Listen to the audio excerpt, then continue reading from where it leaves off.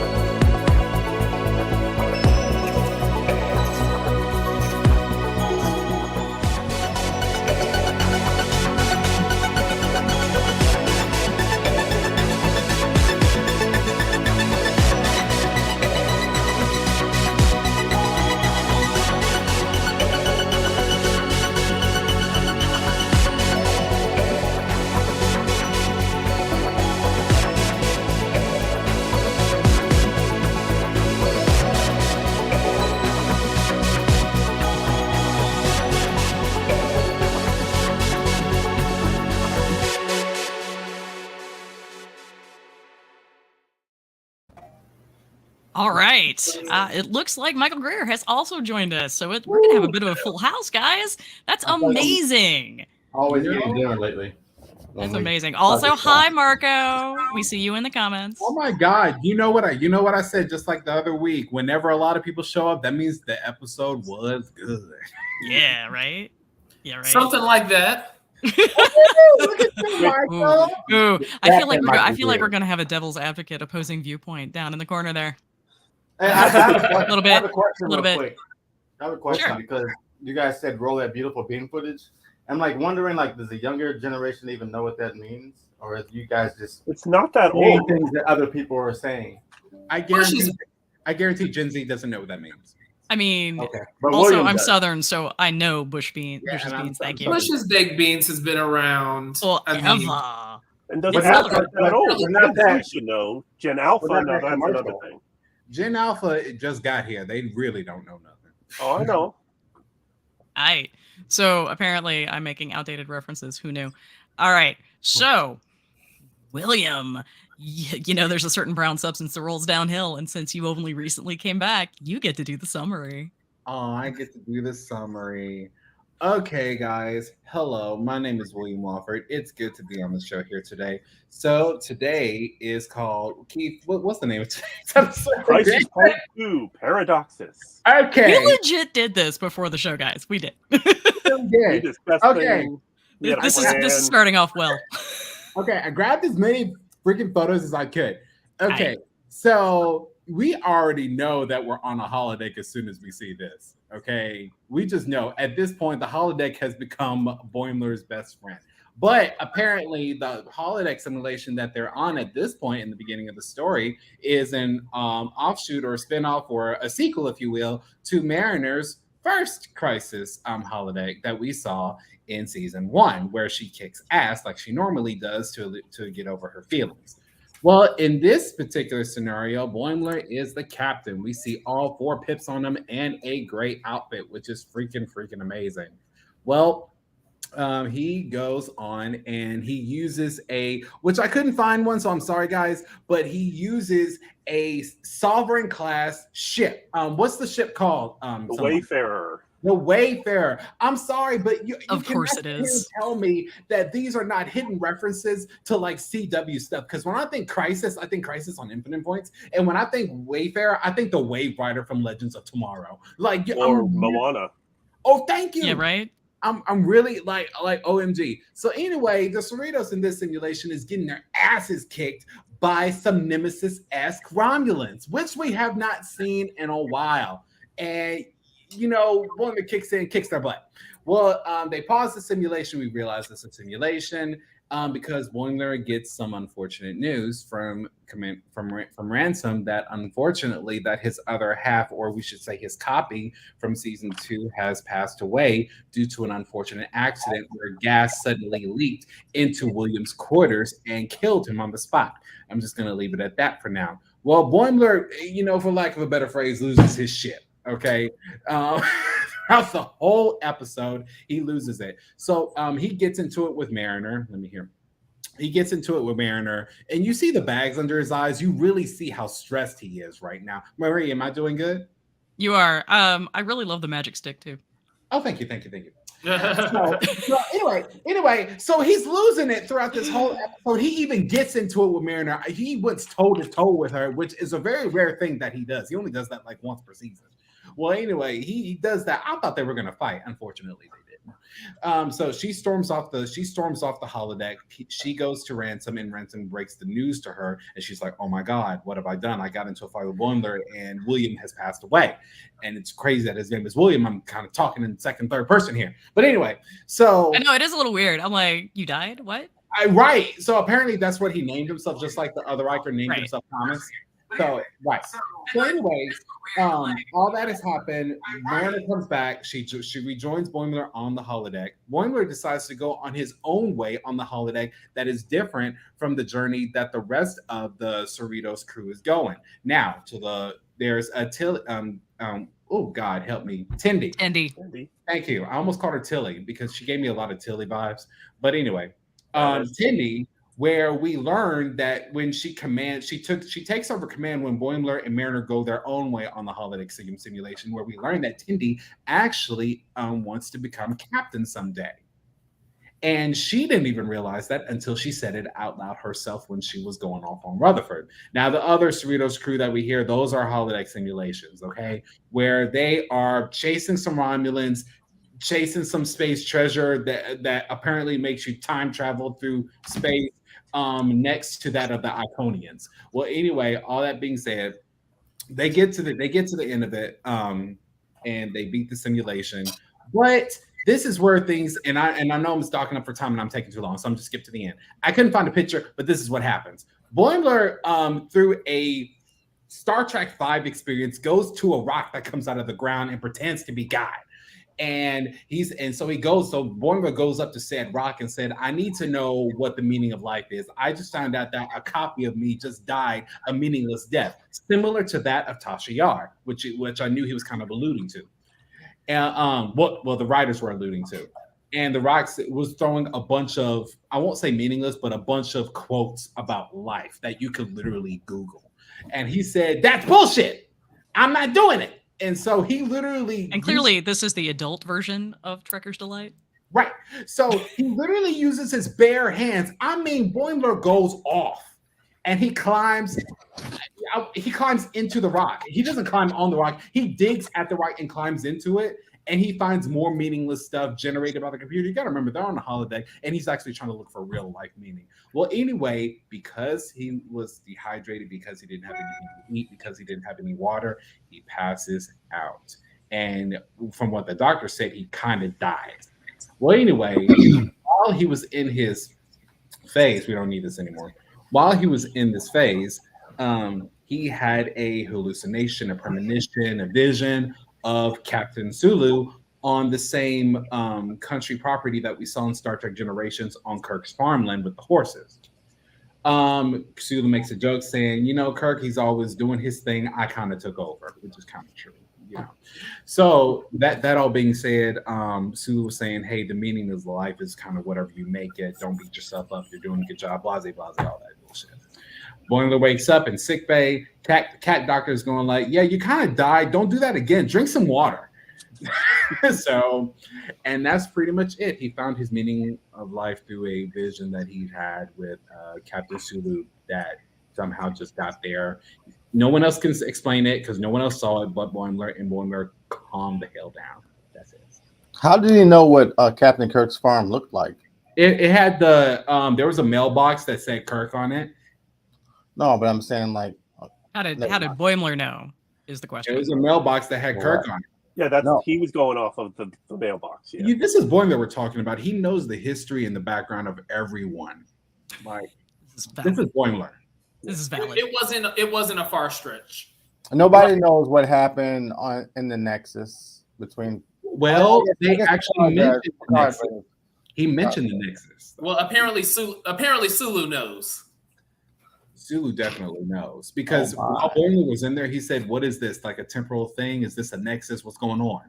I don't know. Part of me is really comfortable with the idea of George Takei as God. Look at that. Yeah.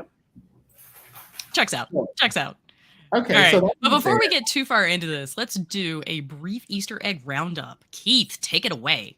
Okay, so we have many wonderful Easter eggs in this episode. It's a very packed one with Easter eggs. We have the Valdor class Romulan ship first seen in the last original Star Trek movie.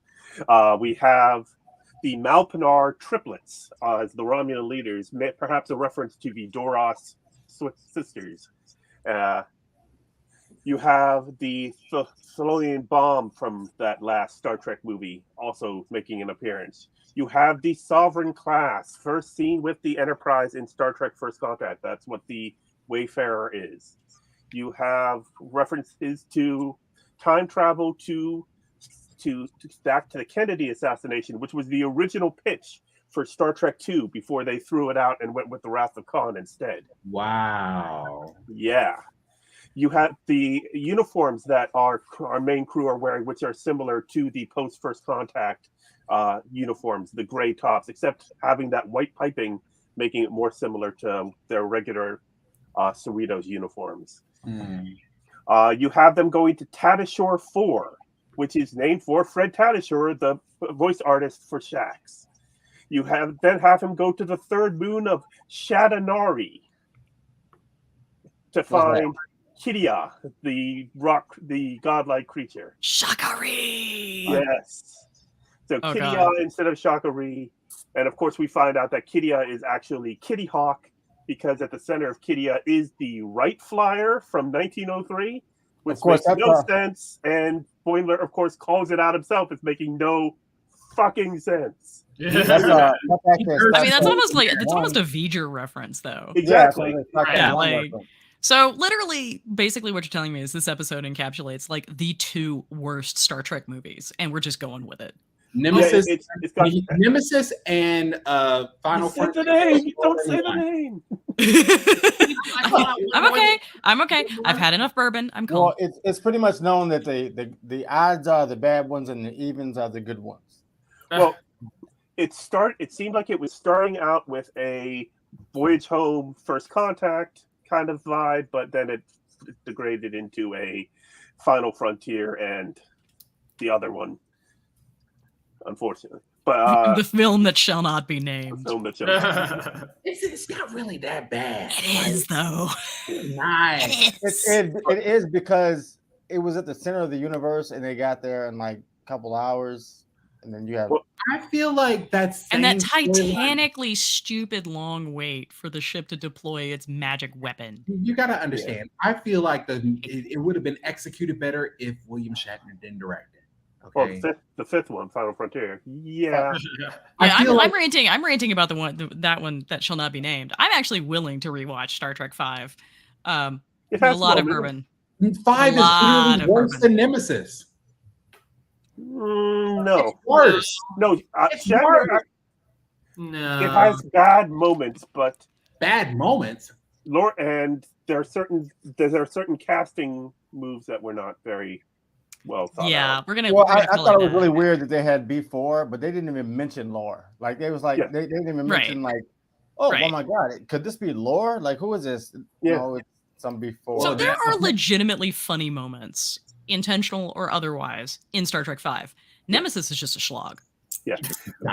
The problem with Nemesis, the problem with that movie is the fact that the director had no interest in learning about what Star Trek was and this crew. And when you look at the deleted scenes, you find that he cut some of the best scenes in the damn movie. And you talking about like the one with the new first officer and when Picard is sitting with Data and having a glass of Chateau Picard wine and talking about what he expects of Data as his new first officer. It's this beautiful moment that works so well when you consider Data's ultimate sacrifice at the end. But he cut it for time. Wow. That's a terrible life choice. Yeah. And I have to admit, I will not even pull out that DVD to watch the special edition features because I hate it. I hate it. So, Keith, there was one more Easter egg in this episode. Oh, there were several, but yeah, go ahead. Oh, I just wanted to call out the Enterprise reference. You all know how I feel about Enterprise seasons 1 and 2, and the excitement that seasons 3 and 4 bring me. In XO1.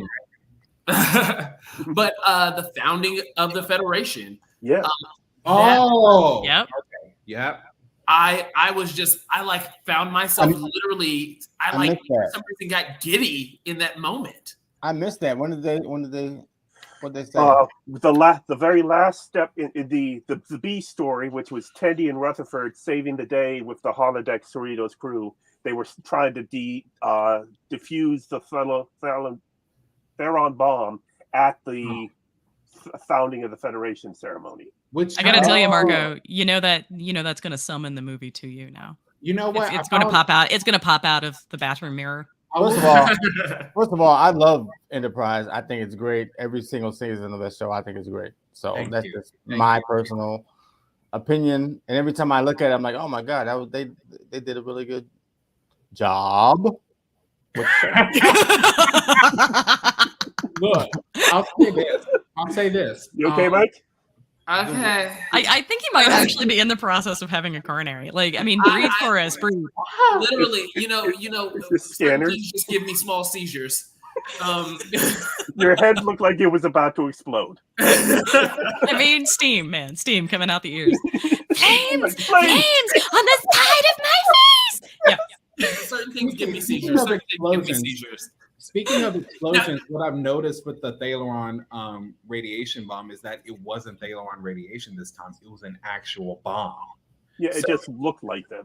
Yeah. Well, I didn't see any green sparkles nowhere. True. And I gotta tell you, let's have a moment. The movie's bad when you're like, I didn't see any green sparkles. This is not Priscilla, Queen of the Desert. Okay? I thought it was cool. You gotta understand, William was in the 5th grade when he watched the movie. I'm gonna need you to shut up right now. I watched it and I was like, "Oh, a Medusa bomb." Nope, not listening. A Medusa bomb. X. Anyway, so back to what I was talking about. The removals. It's the removals for me. Okay, Marie, you're doing this to yourself at this point. I'm trying to bring you back. Okay. Are you? Because I don't buy it. I don't buy it. At first, I was kind of like when they killed off William Boimler. Killed. Like, are they doing that because they don't have anything else to do with him? They just want to get rid of him, and just move on. And then, so they had the whole Section 31 thing, and I'm like, oh, they actually want to do more with him. Yeah, they technically end the episode with saying that they hate cliffhangers, and then they go to the cliffhanger, like post-credit scene on a Defiant class ship. William Boimler being woken up from his torpedo gray casket, and he's now joining Section 31 and being given the Section 31 comm badge. To which he goes, "Wait, aren't we a secret organization? Why do we have a separate comm badge?" Because it's Starfleet, guys. It's Starfleet. Honestly, I like where they went with this because I always thought that Thomas Riker was kind of cool either joining. Well, he really wasn't all that with the Maquis, but maybe with Section 31. If he lived through a Cardassian prison, that is, which I don't. Right? I've always kind of wondered. I would like to know if he. With the fall of Cardassia, there's a good chance he may have made it out. Right? It's Thomas, and he wasn't there that long. What was it? 4 years until it failed? But also, but it's also a Cardassian prison. True. Yeah, but also, there's a good chance that they probably wiped his memory, made him a spy, and he's somewhere in some random part of the galaxy and doesn't even know who he really is. That's a very good point because Cardassians, they will do that shit to you. Everybody, reference back to, next up on Archive of Our Own, Michael Greer's Thomas Riker fanfic. Oh no! On Memory Beta in the novels, he did specifically the Titan novel, The Fall, the Poison Chalice. He joined Starfleet Intelligence Black Ops team known as Active 4 after being released from the Cardassian custody. But that's after everyone believed that he had died sometime during the war, and that was in the Titan novel Fallen Gods. He's alive, and that. So basically, they pulled a Trip Tucker. Yeah. Right. I think actually they were just spying on my thoughts. And I still believe that Bajoran girl's still alive. One of those the lower decks. You're gonna have to narrow that down for me. The lower decks girl. Cedo Jackson. Oh yeah, Cedo Jackson. Oh yeah, because they shot up her torpedo. And whatever. She was in a Instant Sado. Is it Sado? Yeah, Cedo Jackson. Cedo Jackson. I think she would make for a great villain in Picard, but we all know who the villain is now. So okay, all right. Does this mean we're shifting now to talk about like the goodies? No, we're gonna stay on this episode. We're just waiting for you I have to one round the summary. One more question. So this episode remains my favorite of this season because the character development that they did for Boimler was phenomenal. I absolutely loved every inch of it. I love the surprise at the end because at first I was just like Jason said, I was kind of worried that you didn't have anything better to do, so you killed him. No, we're going to see him again, and probably in a different capacity. So now we've seen character development from both Boimlers, right? Where do you think that this is going to go? Because first I see him lose his shenanigans and he passes out, like he's literally punching rocks, like apparently whatever. And then the other one has this, when he realizes he doesn't want to die, he has this evil laugh as they go to warp, and it's a very decent evil laugh too. You have to give it to you. It was pretty decent. So good for Jack Quaid. Where do you think that these Boimlers in general are going this season? Where are they turning into? Is it character development, or are they becoming someone? They'll meet up at some point, and it'll be some bad thing where William Boimler is doing something bad, but then they'll get together and they'll end up saving the day together, and And then Boimler's memory will get wiped because that's how this goes. But I also don't think this is going to be this season. I think this is one of those where they're actually seeding for future seasons. Okay. Yeah, I think this is a peanut hamper. A peanut hamper moment. Yeah. All right. This is continuing the bold Boimler that we've been seeing throughout, and now seeing him lead his own ship in this. Thank you. Not gonna lie, that may or may not have haunted my nightmares. I really tried to get on last week just to tell you all how terrible that episode was. It was not terrible. I don't think it was terrible. Peanut hamper is terrible. Yes, there's a difference. That's the problem. Peanut hamper. Peanut hamper. I mean, peanut hamper, the eagle humper. Yes. I mean, Michael, you really gotta think about the sexuality. It was short track material that they made into a whole episode.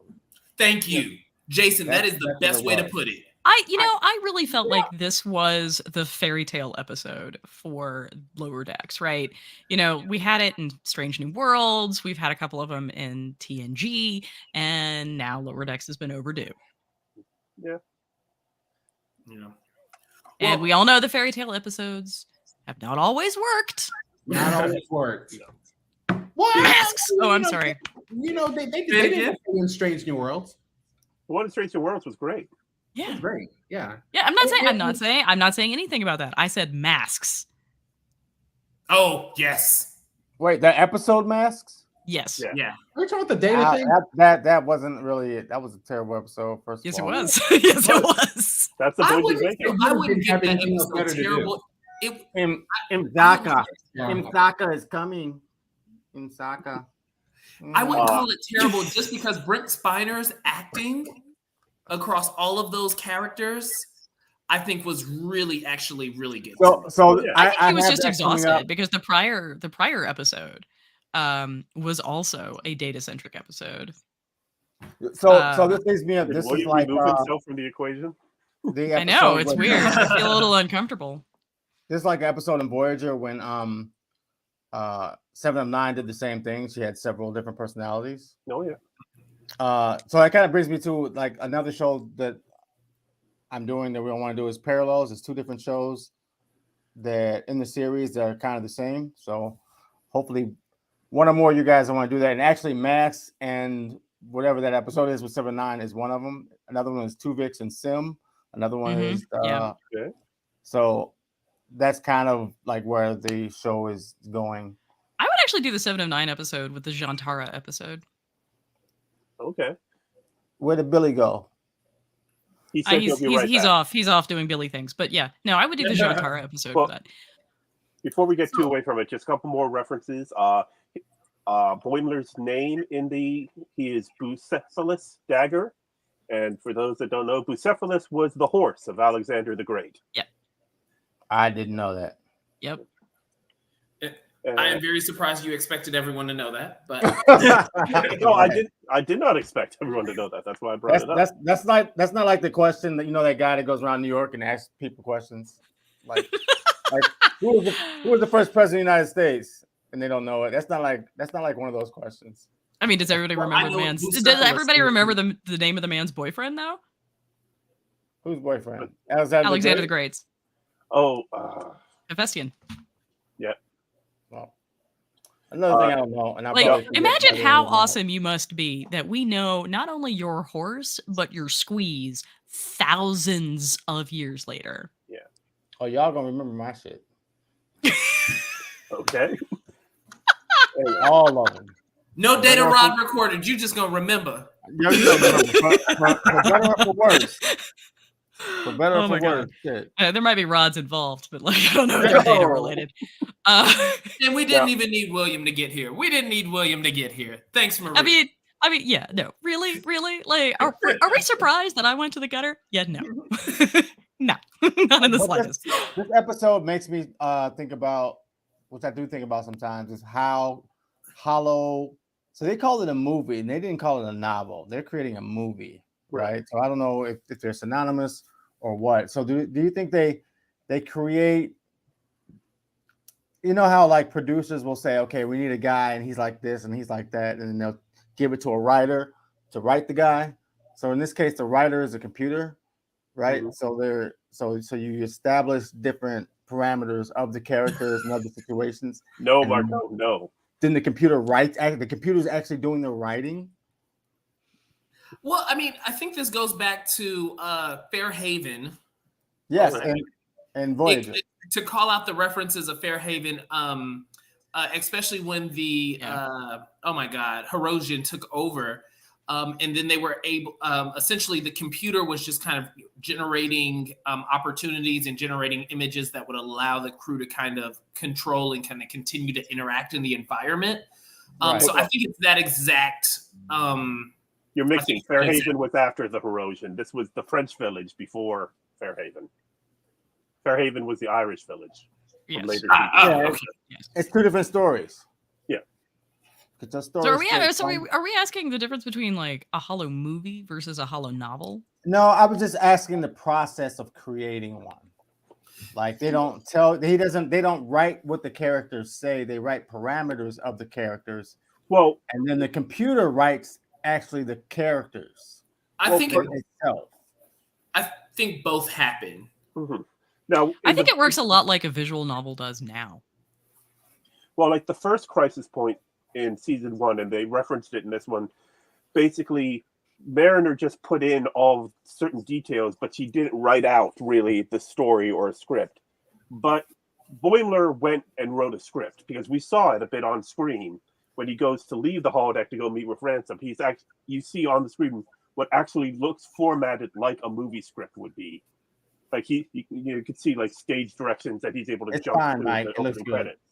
It's bothering me. It just feels like it won't sit right. I mean, like I was unaware the internet was your personal mirror, Michael. Right. But like, well, listen. As long as the people like what they see, I guess I should just keep giving it to them. Hell, I could have told you that. Hi, Marco. I'm back. Sorry, we missed you. Actually, William is the only person I can't miss because I see him on TikTok all day long.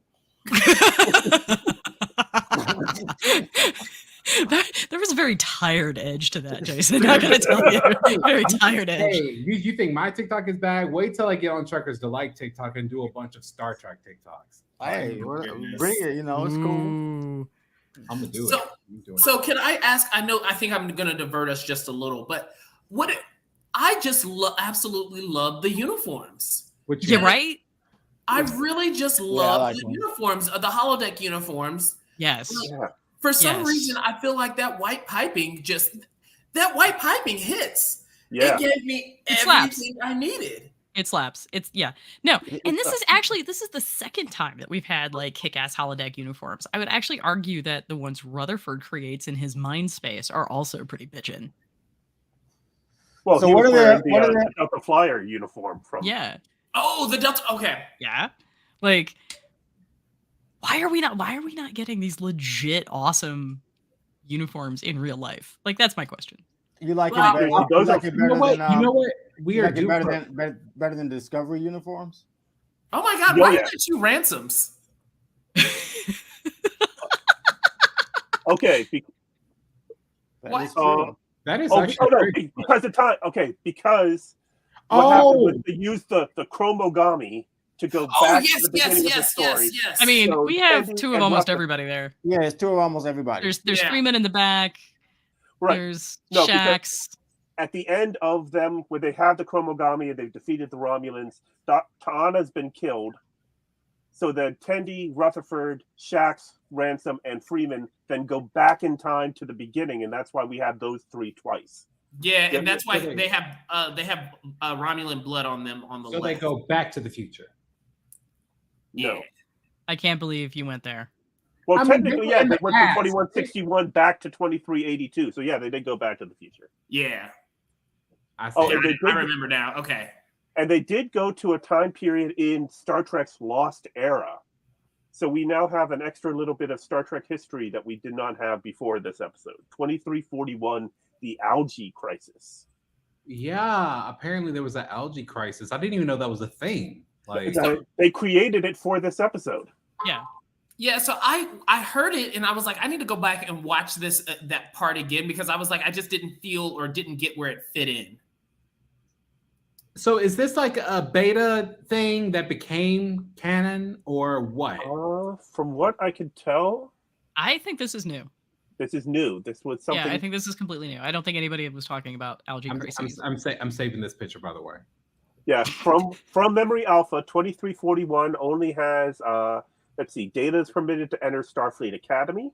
Loxana Troy first uses the nickname Little One for Deanna.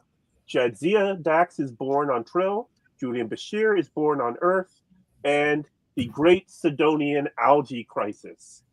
So this is right after the Enterprise C was destroyed, is what you're saying. Thereabouts, yeah. So banana pads. Hey, you know what, William? You said earlier that like you start off and everybody knows that the holodeck. I didn't know it was a holodeck. I'm sitting here like Jason's like, I don't know what's I'm going like, on. I'm like, isn't his name Boimler? Like, who isn't? Yeah, look, Yeah, my any kids were episode similarly that confused. starts off in the beginning and it's too good to be true, it usually is. I was questioning I thought like it was everything the I choice. knew about his name and everybody else's name, and I was like, isn't he? When did he leave the ship? Isn't he? I was can like, you know, something understand was why right people episode. would have thought that it might have been his clone. I can understand that. Yeah. But when they said his name, I was like, that's not either of their names. Like, Yes, like Commander Rebecca Doodle for Beckett Mariner, and Vesper for Tendi, and Toussaint for Rutherford. Silvio Toussaint. Yeah. 2344 was the battle in Narenda 3 where the Enterprise C was destroyed. Those are some random names. So can we also Toussaint is a weird choice to make. Yeah, Rutherford does try to do a Creole accent and immediately regrets it. that I was like kind how of Rutherford of all people is going to try. I would love to. Have Hey, you know what? I got. No, okay, this this is not, that pronunciation's gonna make me twitch. This is not Lower Decks related, but so I think I got something in the mail. Hopefully, I know what it is. So I bought a car like 2 months ago. I got Congratulations. Chevy Volt. It's a hybrid. Nice. Oh, So in 2 months, I put gas in it once, Nice.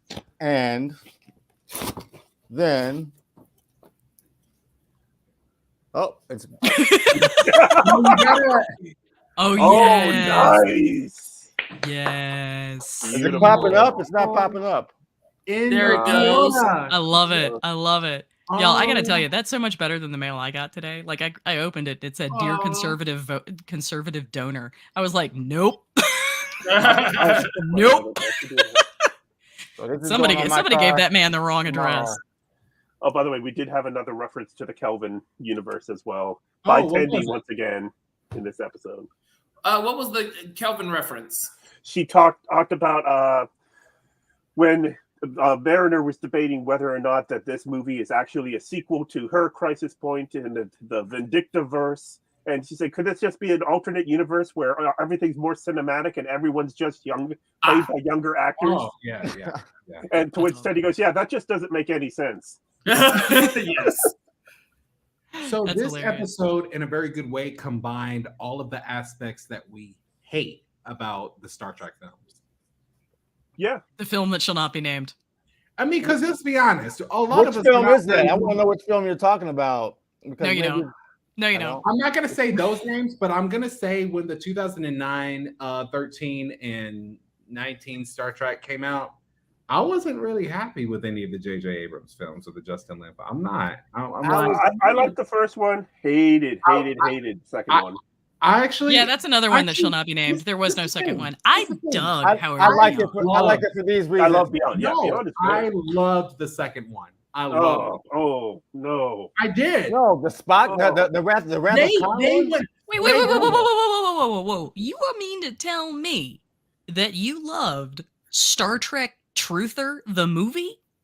Look, I didn't say it was good. I just said I think it's better than the other two because the third one, nothing really happens. Like, I disagree.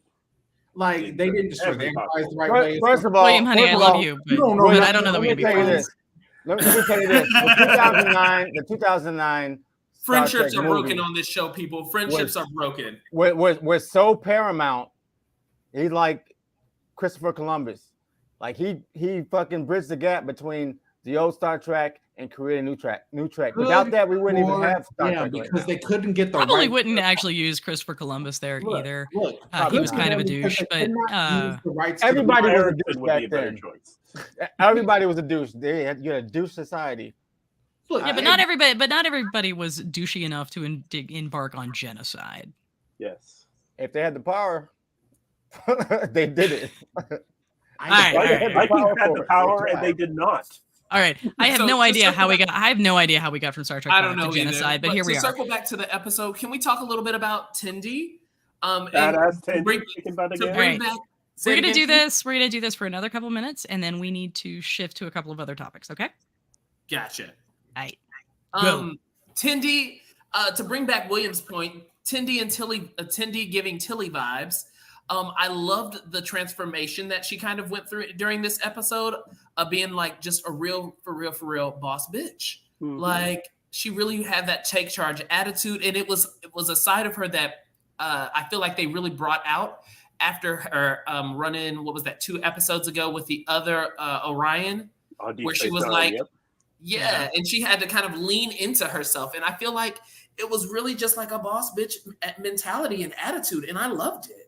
Whatever. She's from a family of pirates. Rutherford was watching the movie. Even though he was in the movie, he was watching it. And he disappeared at one point to go get a sandwich and chips. Because you gotta have chips. My kind of guy. Rutherford is what was Rutherford? That's how you Rutherford. Rutherford knew this was a holiday. He's the only one that was like, y'all are taking this way too serious. Rutherford was like, the safeties are on, we're good. He's like, I already had my trauma episode. This is y'all turn now. Right. I'm amazed they didn't actually go for the legit popcorn reference. But all right, so we've got 20-ish minutes, and I want to cover the comic run, and I also want to talk about the goodies from New York Comic Con.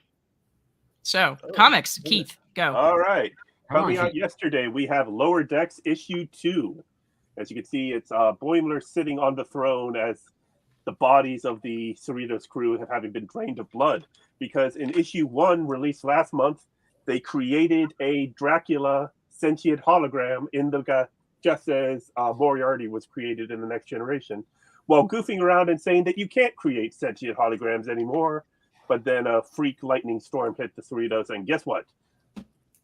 Dun, dun, dun. Yes. So what has been really great about this run, it's only a 3-issue run. It wraps up next month.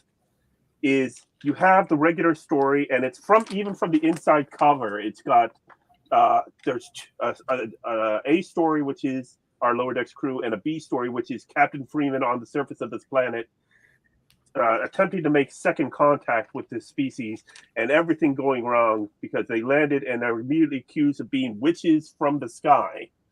And at one point you have them actually literally tied to stakes ready to be lit on fire for being witches. What kind of civilization would ever do that? Gee, I think it would be cool to have a whole. They literally just brought Hocus Pocus 3, so hey. I think it'd be cool to have a whole show that maybe just one season based on a first contact. I'm always wondering what's going to happen. Any first contact episode, I'm always wondering like how that civilization is going to take this, how it's going to go, and what's going to happen between them and the Federation and whoever else is out there. It would be great if they just did like a whole one season show on one first contact. Yeah, that would be an interesting thing. Now, at one point you had Mariner have to report to duty, so you actually have this wonderful diagram of the Cerritos with Mariner going around doing her assembled tasks, including cleaning the carbon filter for the deflector, like we saw in previous episodes. We have a Office Space reference with her supervisor drinking coffee, wearing glasses, and being like, "Yeah, I'm going to need you to work on that." And then returning back to the holodeck where she finds that she doesn't have to kick ass because everyone else is already taking care of her with it. And they have created a blood substitute drink to satiate Dracula. She's got to get her TPS reports turned in. Yeah. So where do you get this? Dirty confession. You cannot imagine how shocked I was to discover that TPS reports actually exist. Yeah. That was not, in fact, made up for Office Space. TPS? What does it stand for? Hell if I remember, but like one of the courses I teach is an introduction to information systems class, and it literally there's a chapter on forms, which I had to study before I could teach it because I was like, they had TPS reports, and I'm just like, it's an Office Space thing, but this book cannot be making a reference. It's not that good. I have to figure this out. Test program set is what it says. Which makes sense because they were a software company. Yep. And why it would be in my book for information systems. I was like, there were things that I did in my master's degree. TPS reports were not in that list. Yeah, I never heard of that one. No. So this comic run is available from IDW. You should be able to get it at your local comic book store, or it should be places like Barnes & Noble as well. Now, the thing that I say that really makes this run fantastic is you have, say, this beautiful 2-page thing of Shax kicking ass, breaking free of the post in the fire.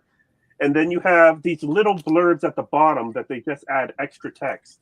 In this one, it says, just before this happened, Shax shouted, "You shall not separate Body and Bortha today." Is that a Lord of the Rings reference? But knowing that moment would have left less room on this page for him to be awesome and amazing and the best security officer ever. So I'm just telling you that about it here. Instead, no regrets. Okay. So fourth wall, what fourth wall? All right. Well, it starts at the beginning with... Okay. All right. So New York Comic Con, guys. Let's talk about those trailers. Yeah, since we got about 15 minutes left, we got 3 trailers to come out. The Picard trailer looks pretty good.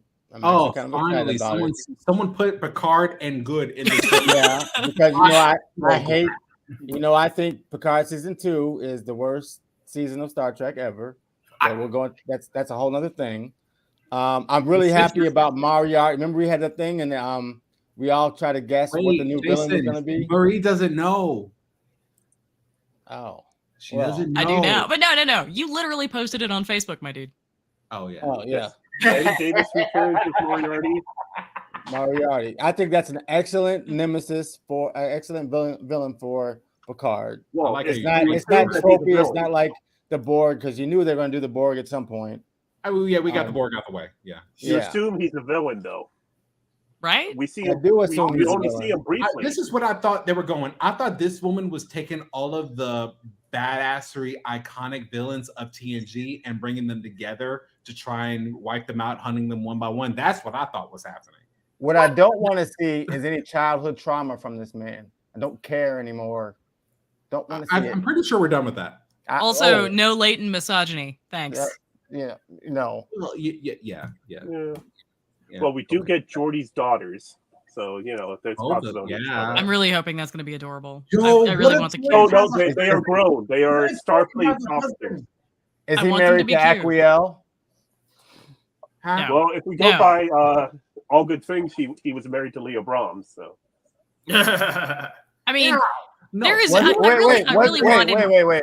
I want him to be Leah married to Brahms somebody else. Yes. in All Good Things? in All Good Things, he only says Mhm. Leah, but we are left to infer that he meant Or that it's Leah when he was Brahms. saying Leah Oh, so Brahms. he came in He and was broke supposed that to up. be Huh? gay, 'Cause so he was if we married. find out he has a husband, I'm a scream. Y'all, I need it to be somebody who is neither Aquiel nor Leah Brahms. I need it to be someone that can be entirely normal with zero creep factor. I'll admit it. It was me. They casted me in Star Trek. I'm the secret husband. Wait. What's the creep? What's the creep factor? You thought the Leah Brahms thing was creepy?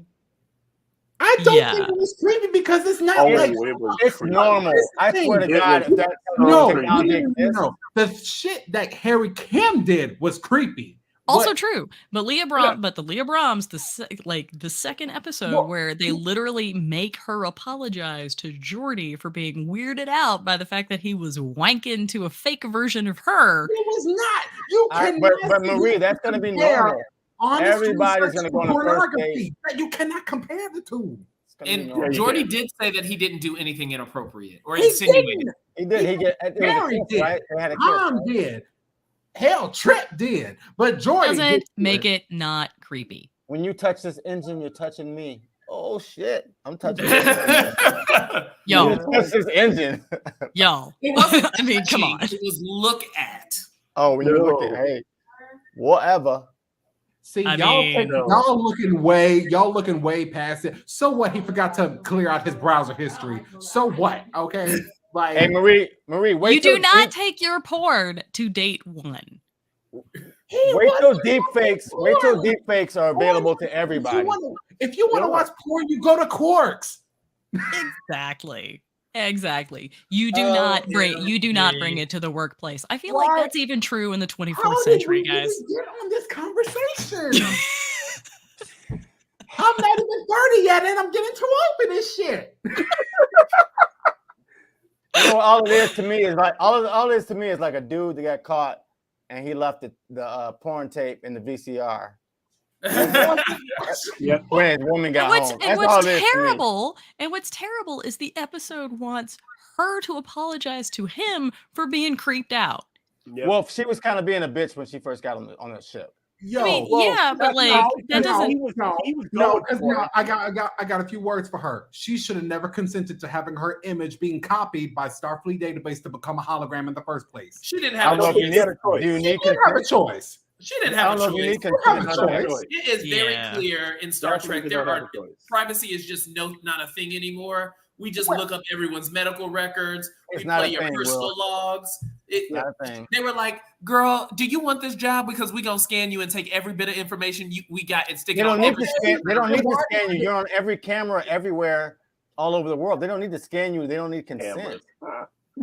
Yo, Right? I mean, you're literally you're walking with a comm badge In somewhere, Deep which Space means Nine, they're tracking you.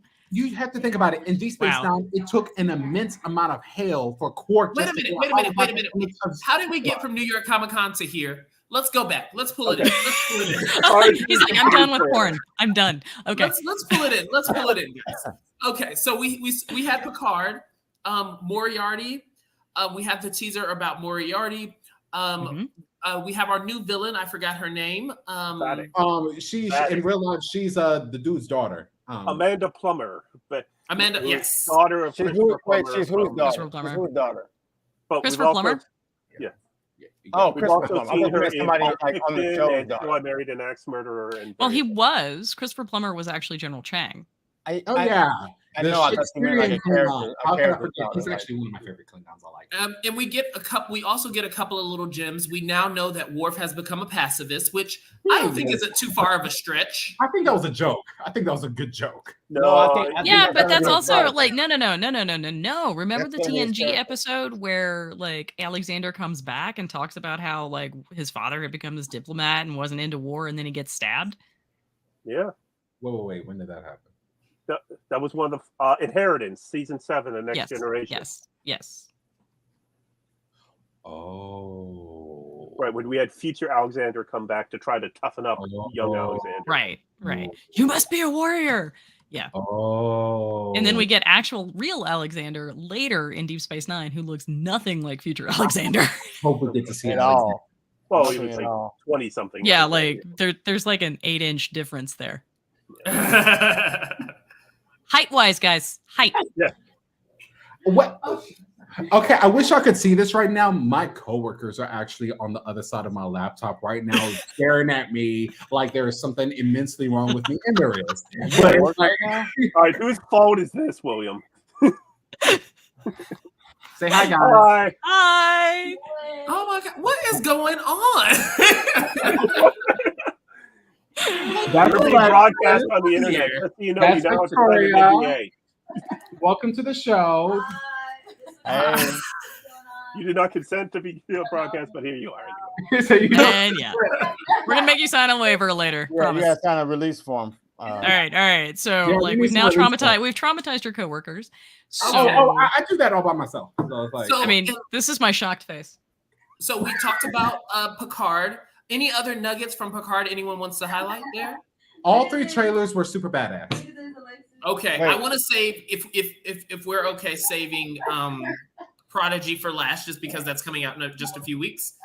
I knew this. I knew. I literally was telling Keith before this that you had a hard on for Prodigy. There it is. No.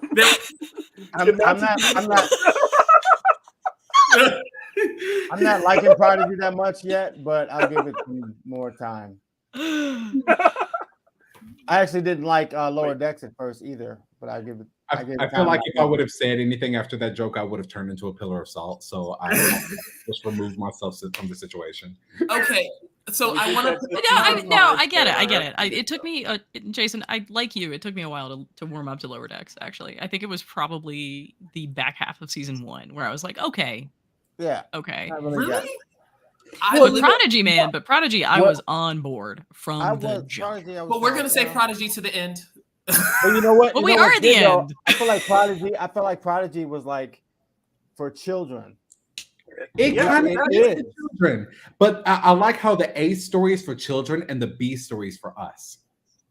I don't know. I'm 41 years old and I am 100% enraptured by both stories. So I feel like if you are a parent and a Trekkie, then you get the best of both worlds. Like, I think I just that wish my kids were old enough. right. They're a little too put it young. on in the background. They'll appreciate it at some point. My kids are a little No. old for it, but they can Like some watch of the it anyway. episodes scared them. Yeah, it's like watching Nemo. They don't know what they're watching. They're just like, oh, and they just like. No, watching but like it. when things start shaking apart, they were like, and one of them had nightmares. I was like, excellent parenting award to me. So When- we got three trailers for Comic-Con or 2? 3. We got Disco was- season 5, in which yeah, they are not Disco. trying to save the whole universe. I was They're hoping on that treasure not hunt the universe. instead. I'm So about think ready I for missed something Disco lighthearted at a season disco. 5. Huh? I think I missed that trailer somehow. I'm gonna have to dig for that. You Can had- we you talk about had, that a little? Yes, you had Burnham riding a grab cycle, like we saw in tonight's episode of Lower Decks. Oh yeah, But they're But we looking for have her being given a mission by Miss Kovic or David Cronenberg to find some sort of treasure that's out there. Trying to think what other references we had. I like the fact that none of us actually remember his name, but we know he's David Cronenberg. Kovic. But love also David Cronenberg. Kovic and Garrick need to sit down and have a conversation. Yes, Ooh. that would be glorious. Ooh. I'm I'm gonna need a minute, y'all. See, now you done gave Maria hard on, like, which is extremely difficult, anatomically speaking. OMG. I'm gonna put this up on this episode on Game History News, and I'm gonna be like, warning. Basically, they took the TNG episodes of what's the one where they were hunting for the treasure? What's it called? The Gambit. The Gambit, and no. No, the other one. Yeah, no, that's a treasure hunt. DNA search. Yeah. But I'm talking about the other one. The one with the progenitors, with the Romulans and the progenitors. Yeah. The one with the architect, the lady from Deep Space the progenitors. progenitors. They took that episode and made it into an entire season in Discovery because apparently they are hunting for this treasure. It's an actual treasure. It's not a secret. It's not a technology. It's not something to save the galaxy. They are actually hunting for a treasure. I'm down. Okay. We'll see. I'm about ready for something a little lighthearted. I'm not gonna lie. I'm like, okay, something that's not end of the world ish. Okay. But I don't know if anybody else remembers, but like the treasure hunt seasons of MacGyver were epic jump the shark moments. So it's MacGyver, like I kind of, Didn't they make a new MacGyver? He's like, I don't even know who MacGyver is. I mean, that's the new MacGyver, Yeah, I know the new MacGyver, but I know about the original one. Thank you very much. William, you beat me. The best thing about Stargate SG-1 was when Richard Dean's character in the show said, "What am I just supposed to MacGyver this?" That was like history. I love it. That means it's canon. That means it's canon. Okay. Yep. Okay, so we have Disco. So we have Picard, and let's talk about Prodigy now. Go ahead, Michael. Actually, just calm down for a second, breathe. I was gonna say I'll actually wait to talk about. I won't necessarily talk about it. I'll let William. Did you see the trailer? Or Jason, did you see the trailer? Do either one of you want to? I did not see the trailer for Prodigy. I have not seen any of the trailers. I unfortunately have been I did see the trailer. Inundated with work. It literally, the trailer felt like a completion of season 1. It takes place several weeks, probably 2 to 3 weeks after the end of the first half of the season, where for a crazy turn of events, Michael, if you don't mind me spoiling it, the real life Admiral Janeway is manhunting the protostar. That's my girl. Yeah. And then the hologram. That's not a spoiler. The hologram. Yeah, we had that at the end of. The hologram Captain Janeway is not really afraid, but kind of weary. Like, hey, this is the real one, and she's gonna catch us. Well, the kids don't want to let the ship go. They think they're not going to be accepted into Starfleet because they're kids. That wasn't it. No, that wasn't it. They know they've learned about the virus. Oh, they learned about the virus. Yeah, if they even open up communications with a Starfleet ship, they will cripple the fleet. I forgot about that. In the trailer, they figured out the virus. We don't know, of course, we don't know how they figured it out. But they figured out that they have the virus on board. So they're running away from Janeway so that they don't open up communications. They don't do anything. Now, there is a simple workaround here, but I wouldn't be the one. I'm not going to get into it. Seriously, pick a planet. Go down. Hello. Beam down.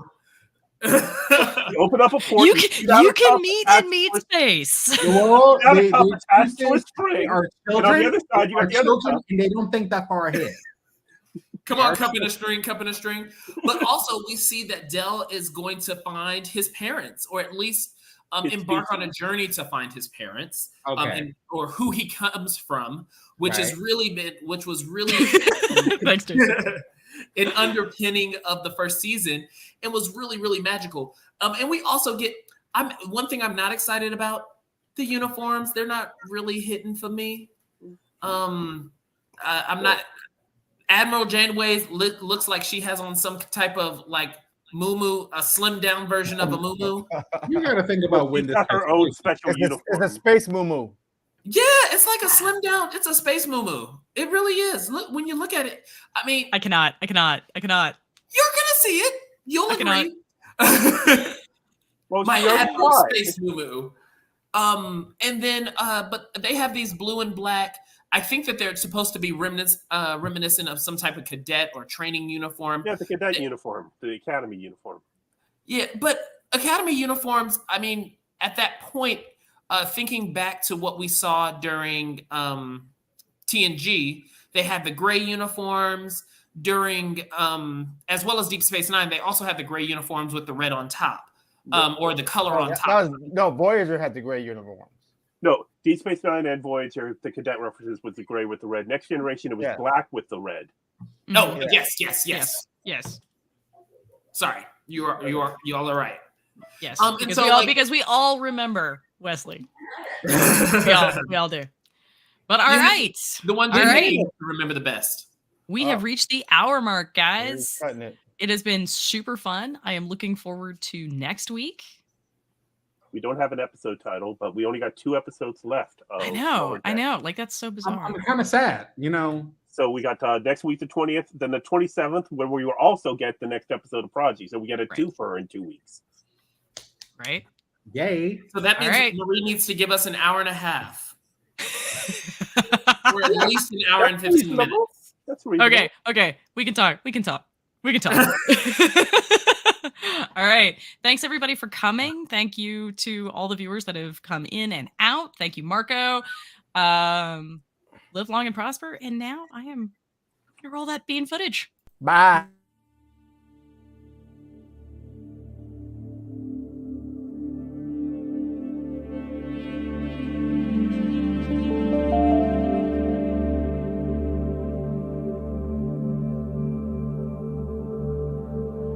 Absolutely. Yeah, I'm not going to ever say it on the internet. Yeah, never. Yeah. I was I'm sorry. Wait. There was a shadow of a church. Okay. What? William has questionable ideas about what he puts. William has questionable ideas about what he puts on the internet. Oh, I remember that episode. Uh-huh. I remember that episode. Yeah.